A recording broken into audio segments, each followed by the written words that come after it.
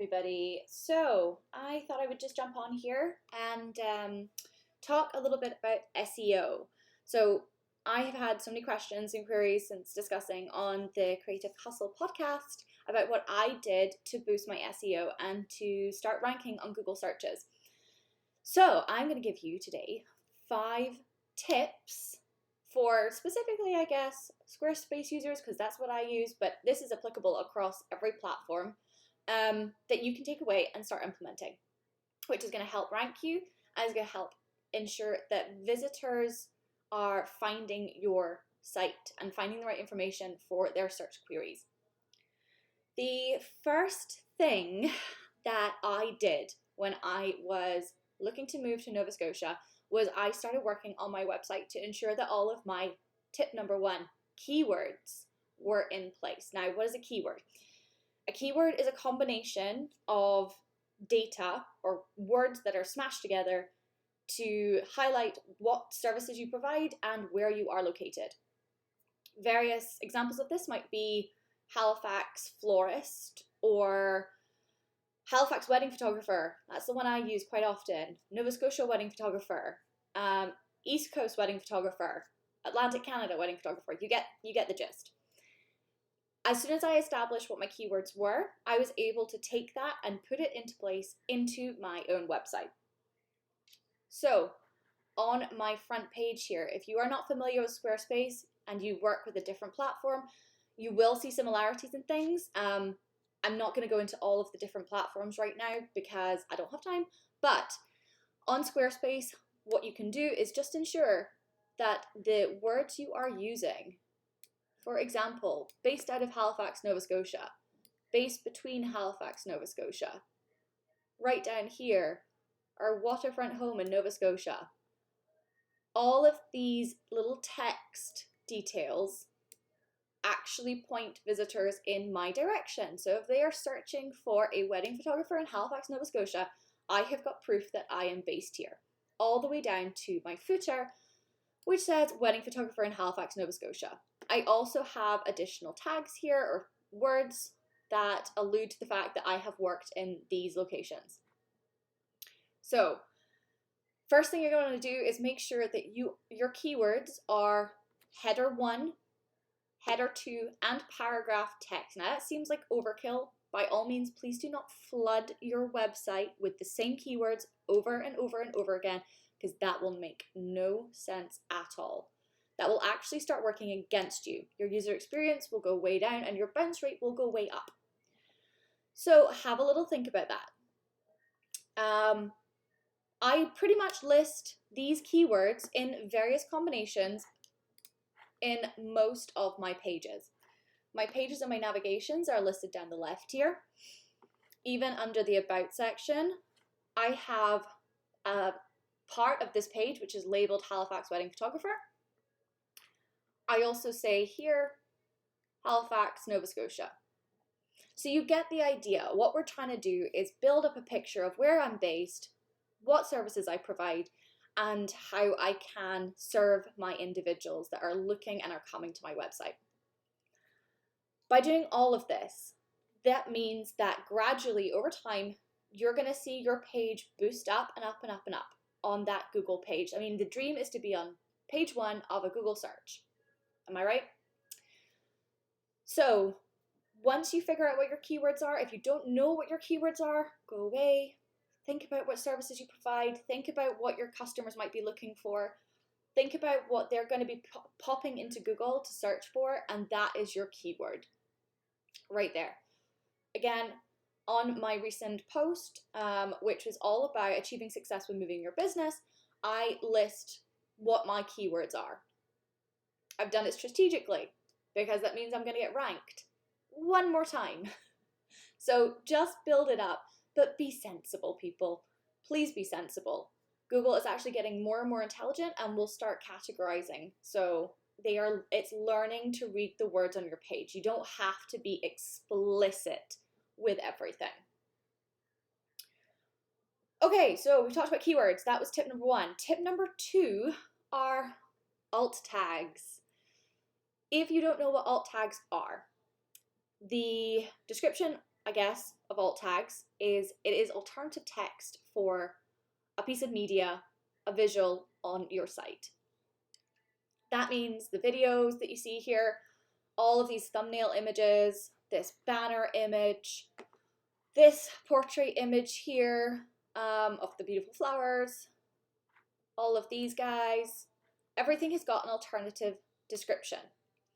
Alternative tags and alternative text was actually developed for people who are hard of hearing, and this is why we like to basically make them as descriptive as possible, but this is a really good place to also put in what your keywords are. So let me go to a page that I know I have done. Let's go to Lauren and James. Beautiful couple, Lauren and James, got married last year. Underneath this page content here, I'm going to go to edit. You can see that my images are stacked one at a time. I'm going to hover over this image, click edit. First thing you're going to see is my file name. My file name is an optional file name. I like to label mine as JA Photography, which is Jacqueline Ann Photography, Halifax Wedding Photographer, number X or whatever. Normally what I'll also do is I'll put L and J, or, you know, hand sport wedding, something that alludes to a description. However, back to alt tags. I don't necessarily want people to see my alt tags, so I've chosen a design feature of inline, do not display caption. However, displaying the caption below shows you what has been put in there, and this is what I have come up with. I've put in Halifax Wedding Photographer, image of local inn, because it is indeed an image of a local inn. It's captured on film, Fuji 400H, Nova Scotia Wedding Photographer, Jacqueline Ann Photography. Those are my alt tags. By doing this, I am increasing the possibility of being found. Just going to go through them one at a time now. Halifax Wedding Photographer. Here you can see image of wedding invitation, captured on film, Fuji 400H, Nova Scotia Wedding Photographer, Jacqueline Ann Photography. These have all been done. So when you're creating galleries like this, just make sure that you are remembering to put in your alt text. You can vary the descriptions, you can include vendor information, you can be super descriptive, you can be minimally descriptive. The best thing to do is to just provide a combination of keywords along with a description of what is actually in that image. Once you have done all of that, click save, and by doing this, this is going to index your site even further. I feel like this is a slapdash marketing 101 course on SEO, but I'm trying to get through this nice and quickly so that you guys can go away and actually start doing this. The next thing to talk about is blogging. So the easiest and best way to keep your content fresh and relevant is by blogging. I call my blog my journal. I'm fancy like that. Under my journal posts, I have got all of the ones that I have previously posted, and here you can see that if I go into a winter engagement session, I have got my text in here. Now, one of the biggest mistakes I see time and time again is that people will throw a blog post in place and they don't have any text. They don't have a description of what is actually happening.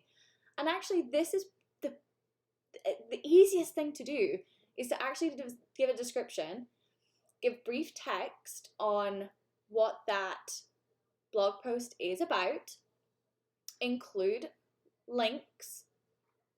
These are very important as well. You know, if somebody wants to know where these images were taken, the Truro Public Library, they can click on this and actually find information on the Truro Public Library. So definitely include these useful little links for your users. Think about your user experience. What if you were to click on something and you want to know where that was, you know, what they scanned with. So for example, I send all of my film to Richard Photolab. In all of my blog posts, I always label them. I shout out to Richard Photolab. I think that they're amazing and I want to spread the love. My next thing that I do right at the bottom, so all of these images have also got alt tags. Remember your alt tags, people. You have got a little bit of elevator pitch, a brief synopsis of what I provide and where I am based once more. It's done in a fairly easy, repetitive way. I put this at the bottom of all of my blog posts now. I think that it has been fantastic for helping to boost my Google ranking. Just, again, do what you feel is right and you can go from there. But I guess the next thing to talk about, that was tip 3, was blogging, by the way. Tip number 4 is geotagging. And I'm going to combine geotagging with various other things as well, like categories and tags. So while I'm here, I create little tags for each of my blog posts. So here you can see I've got fine art, film photography, winter engagement session, Halifax wedding photographer. I also have categories, so engagement is a category for me. I also have things like real weddings, editorial, portraits, advice. All of these then categorize my blog posts so that my user experience is as slick as it can be. In terms of geotagging, now what is geotagging? It's kind of in the name, it's geographical tagging. Up here under location, I have popped in fairly high level, but a geographical location for where I am based, where this took place, and this will help index that site even further. Best thing to do is when you are creating a blog post is just do this all at the same time. Also speaking about your blog post URLs. Now, blog post URLs, I'm just going to go into top tips here. Under options, here you can see the URL that I have customized. So top tips for expanding or moving your business abroad. Now, every time someone pops into Google, top tips for expanding or moving your business abroad, or tips for moving your business abroad, hopefully, if I've done things right, my website's going to come up. So that's really useful as well. Think a little bit about those URLs. Can they be even more descriptive? Can you hone in and answer a question that you know someone is searching for? I'm going to leave that with you. Hit save there. So far we've talked about keywords. We have talked about, what was the next one? Oh, alt text. We've talked about blogging. We've talked about geotags. Number 5 in my little ramblings about SEO are backlinks. Now, what are backlinks? Backlinks are links on other people's websites that point to your site. They're listed somewhere in that website's content and they point back to your own website. Now, how do you get backlinks? For me, being a photographer, one of the key things for developing my own backlinks was to demonstrate my social proof. So I submit to blogs internationally, and as part of that, I get a link on their website. So underneath here, you can see all of my badges. These badges actually take you to that article. I'm going to click on the Magnolia Rouge, and this takes you to the article that I had published in Magnolia Rouge. So I'll scroll right to the bottom here so you can all see. It is down here, photography, Jack and Anne photography.